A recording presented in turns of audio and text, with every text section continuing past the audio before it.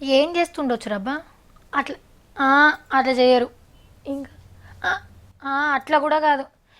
ఏమోనులా నాకైతే తెలుస్తాను లేదు. అంత పెద్ద బిల్డింగ్ ఏం చేస్తారు? అదేమన్నా మామూలు బిల్డింగా మళ్ళా?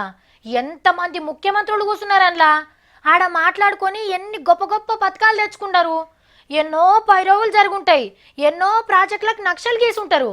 ఇక చంద్రాల సార్ అయితే ఆ బిల్డింగిల్నే ఉండి హైదరాబాద్ని ప్రపంచ పటంలో పెట్టి సైబరాబాద్ని కట్టిండు.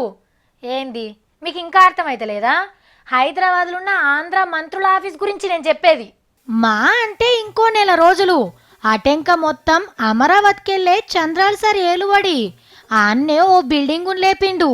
హైదరాబాద్కెళ్ళి బెంచీలు, కుర్చీలు, ఏసీలు, బీర్వాలు, కంప్యూటర్లు, ఫైళ్ళు, బొయిళ్ళు అన్ని పట్టుకుపోతుండ్రు. ఇట్లా ఒక్కొక్క ఆఫీస్ని ఖాళీ చేసి అమరావతిలో దించుతుండ్రు. వచ్చే నెల 27వ తారీఖు వరకల్లా మంత్రుల ఆఫీసులన్నీ ఆన్నే తయారైతున్నాయి.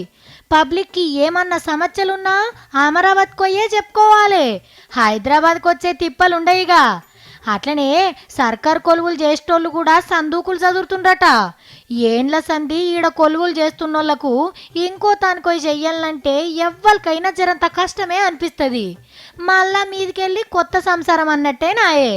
గందుకే ఆఫీసర్లు నారాజు కావద్దనే ఆరంలా 5 రోజులే పని చేపించుకొని శనారం అయితారం ఎంజాయ్ చేసుకొనిరని ఆఫర్ ఇచ్చిండు.